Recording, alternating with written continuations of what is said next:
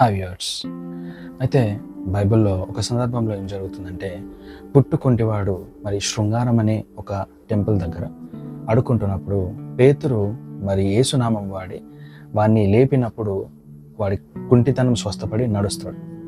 అక్కడ ఏం జరుగుతుందంటే అక్కడున్న ప్రజలందరూ ఆహా, ఇది ఎంత గొప్ప శక్తి కలిగిన వాళ్ళు వీరని పేతురు ఇంకా యోహాన్ దగ్గరకు వస్తున్నప్పుడు పేతురు అంటాడు, మీరు మమ్మల్ని ఎందుకు చూస్తున్నారు? మా సొంత భక్తి, మా సొంత శక్తి ద్వారా మేమేదో అద్భుతం చేశామని.